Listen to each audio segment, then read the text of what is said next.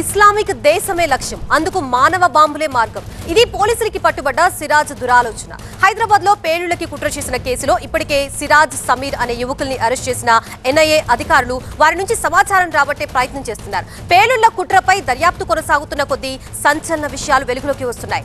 ISIS భావాజాలానికి ఆకర్షితులై పేలుళ్లకి సిద్ధపడ్డారు సిరాజ్, సమీర్. తన ఉనికిని చాటుకునేలా జనసాంద్రత ఎక్కువగా ఉన్న చోట భారీ పేలుళ్లకి కుట్ర చేశాడు సిరాజ్. మానవ బాంబుల తయారీ లక్ష్యంగా పనిచేసిన సిరాజ్ అందుకోసం 20 మంది యువకులతో గ్రూప్ ఏర్పాటు చేశాడు. పంజాబ్, రాజస్థాన్ తో పాటు పలు రాష్ట్రాల్లో నెట్వర్క్ డెవలప్ చేసేందుకు స్కెచ్ వేశాడు. ఇండియాని ఇస్లామిక్ దేశంగా మార్చాలనేదే లక్ష్యంగా పెట్టుకున్న సిరాజ్ అందుకు విజయనగరం నుంచి ఆపరేషన్ కి ప్లాన్ చేశాడు. ప్రస్తుతం విజయనగరం జిల్లాలోనే ఉన్న 10 మంది ఎన్ఐఏ సభ్యుల బృందం కేసులో మరిన్ని అంశాలు రాబట్టే ప్రయత్నం చేస్తోంది. ఉద్యోగం కోసం పలు కోచింగ్ సెంటర్లో కోచింగ్ తీసుకున్న సిరాజ్ అనంతరం ఓ కాల్ సెంటర్లో పనిచేశాడు. ఆ సమయంలో సమీర్ తో పాటు వరంగల్ కి చెందిన పలువురు మత పెద్దలతో పరిచయాలు ఏర్పడ్డాయి. ఆ పరిచయాల కారణంగానే జిహాదీకి దగ్గరయ్యాడు. మ్యూజిక్ లాంతర్ పేరుతో ఇన్స్టా, టెలిగ్రామ్ లో గ్రూపులు క్రియేట్ చేసి ఉగ్రవాద కార్యకలాపాలపై చర్చించేవాళ్లు.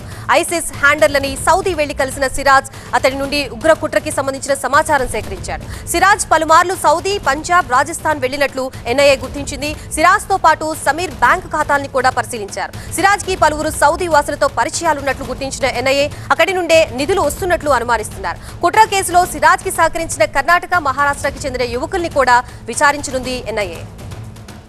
మరోవైపు ఉగ్ర కుట్ర కేసులో అరెస్ట్ అయిన హైదరాబాద్ కి చెందిన సమీర్ అమాయకుడని చెబుతోంది అతడి సోదరి ఆలియా. సిరాజ్ ఫోన్ లో తన తమ్ముడి కాంటాక్ట్ ఉంటే ఉగ్రవాదిగా ముద్ర వేస్తారా అని ప్రశ్నిస్తోంది. తన తమ్ముడు లిఫ్ట్ మెకానిక్ గా పనిచేసేవాడని, అంతకు మించి అతడికి ఏమీ తెలియదని చెప్తోందామె. అట్లా చేయడు. భైకు మేరే ఫసారే బస్ और कुछ भी नहीं. मेरा भाई ऐसा कर ही नहीं सकता. సిరాజ్ ఎవరు అయినా ఎక్కడ ఉంటాడు తెలీదు మనకి. మా తమ్ముడు లిఫ్ట్ టెక్नीशियन ఉన్నాడు సార్ మేడం. बस लिफ्ट टेक्नीशियन है, काम को जाता था, आता था, घर में रहता था, बस उतना ही. कॉन्टैक्ट अब सबके रहते, आपके रहते, मेरे रहते.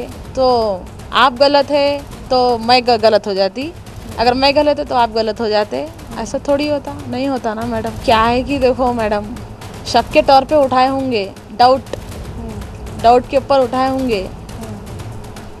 बस मेरा भाई तो बेकसूर है, मेरे को इतना मालूम है. ఇదే అంశానికి సంబంధించి మనకి పూర్తి డీటెయిల్స్ ఇవ్వడానికి మా ప్రతినిధి కోటి సిద్ధంగా ఉన్నారు. కోటి, ఎన్ఐఏ దర్యాప్తులో ఎటువంటి విషయాలు వెలుగులోకి వస్తున్నాయి? సమీర్, సిరాజ్ అసలు ఇందులోకి దిగడానికి గల కారణాలు ఏమిటో చెప్తున్నారు? డీటెయిల్స్ ఏంటి? అయితే యాక్చువల్గా విజయనగరం జిల్లా అనేది చాలా ప్రశాంతంగా ఉంటుంది. విజయనగరం జిల్లాలో ఉన్నటువంటి ముస్లిమ్స్ కూడా ఎప్పుడు ఏ రోజు కూడాను కాంట్రవర్సీస్ ఉండవు, ఎందుకంటే వీరందరూ కూడా ప్రశాంతంగా ఉండే మనుషులు. అలాంటి ప్రశాంతమైనటువంటి జిల్లాలో సిరాజ్ అనే ఒక వ్యక్తి ద్వారా ఈరోజు సంచలనంగా మారింది. సిరాజ్ అనే ఒక ఉగ్రవాద భావజాలంతో ఉన్న ఒక యువకుడు వల్ల ఈరోజు పూర్తిగా జిల్లా యావత్తు కూడా ఉలిక్కిపడే పరిస్థితికి వచ్చింది. సిరాజ్ యాక్చువల్గా సిరాజ్ కుటుంబం కూడా చాలా మంచి కుటుంబం. సిరాజ్ తండ్రి ఎడిషనల్ ఎస్ఐగా పనిచేస్తున్నారు రూరల్ పోలీస్ స్టేషన్. అదేవిధంగా వాళ్ళ సోదరుడు ఎస్టీఎఫ్ కానిస్టేబుల్గా పనిచేస్తున్నాడు. సిరాజ్ కూడా కానిస్టేబుల్గా లేదా ఎస్ఐగా ఉద్యోగం చేద్దామనే ఉద్దేశంతో కోచింగ్లు కూడా తీసుకున్నాడు. ఆ కోచింగ్లో అతనికి ఉద్యోగం రాలేదు. ఆ తర్వాత గ్రూప్ 1 ఉద్యోగానికి కూడా అతను ప్రిపేర్ అయ్యాడు. ఆ సందర్భంలోనే హైదరాబాద్ కోచింగ్ సెంటర్లో జాయిన్ అయ్యాడు. హైదరాబాద్ కోచింగ్ సెంటర్లో జాయిన్ అయిన తర్వాత అక్కడ సమీర్ అనే ఒక యువకుడితో పరిచయం అయింది. సమీర్ అనే యువకుడితో పరిచయం అయిన తర్వాత జిహాదీ వైపు మళ్ళాడు. జిహాదీ వైపు మళ్ళిన తర్వాత ఉగ్రవాద భావజాలంకి అతను ఆకర్షితుడయ్యాడు. ప్రధానంగా చూస్తే ముస్లిం యువతులను, ముస్లిమేతర యువకులు ప్రేమించి దగా చేస్తున్నారు, మోసం చేస్తున్నారు. అలాంటి వారిపైన మనం యుద్ధం చేయాలనే ఒక తీవ్రమైన ఉద్దేశంతో అతను ఇటువైపు మళ్ళాడు. ఆ క్రమంలోనే సోషల్ మీడియా ద్వారా మరికొంతమందిని అతను దగ్గరయ్యాడు. సుమారు 20 మందిని ఇలాంటి లైక్ మైండెడ్ పీపుల్, అంటే జహాదీకి ఎవరైతే ఆకర్షితులయ్యి ఉన్నారో సోషల్ మీడియాలో అలాంటి ఒక 20 మందిని దగ్గరయ్యాడు. వారందరూ కూడా మానవ బాంబులుగా తయారవ్వాలి, మానవ బాంబులుగా ఉంటేనే తప్ప మనం జహాదీకి మనం న్యాయం చేసినట్టుగా కాదు, మనం జహాదీ వైపు వెళ్ళినట్లు కాదు. ఎట్టి పరిస్థితుల్లో కూడా మనం ఈ భారత్ని ఇస్లామిక్ దేశంగా మార్చాలి అనే ఒక ప్రధానమైన లక్ష్యంతో అతను ముందుకు సాగాడు. ఈ క్రమంలోనే ఒక అహీం అనే ఒక గ్రూప్ని ప్రారంభించాడు.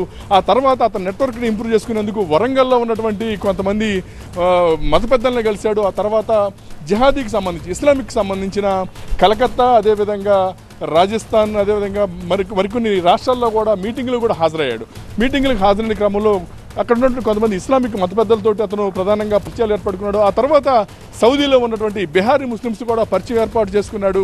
ఏ విధంగా అయినా సరే మనం జిహాదీ వైపు వెళ్ళాలి, ఈ దేశాన్ని ఇస్లామిక్ దేశంగా మార్చడం కోసం నిరంతరం పనిచేయాలి, అవసరమైతే ఆత్మాహుతి కూడా చేయాలనే ఒక ఉద్దేశంతో అతను సిద్ధమయ్యాడు. ఆ క్రమంలోనే అమెజాన్ ద్వారా పేలుడు పదార్థాలను విజయనగరం జిల్లా తెప్పించుకున్నాడు. విజయనగరం జిల్లాకు సంబంధించి అతను పేలుడు పదార్థం తీసుకొచ్చిన తర్వాత పోలీసులు మెరుపు దాడి చేసి ఆ పేలుడు పదార్థాలను కూడా స్వాధీనం చేసుకున్నారు. ప్రస్తుతానికి సిరాజ్ అదేవిధంగా సమీర్ ఇద్దరు కూడాను పోలీస్ కస్టడీలో ఉన్నారు. ఈరోజు పోలీసులు కస్టడీకి తీసుకోవడానికి కోర్టులో పిటిషన్ ఫైల్ చేశారు. ఈరోజు సాయంత్రానికి కూడా ఆ డెసిషన్ వచ్చిన తర్వాత మరింత లోతైన దర్యాప్తు చేసిన తర్వాత మరింత విషయాలు కూడా బయటకు వచ్చే అవకాశం అయితే స్పష్టంగా కనిపిస్తుంది.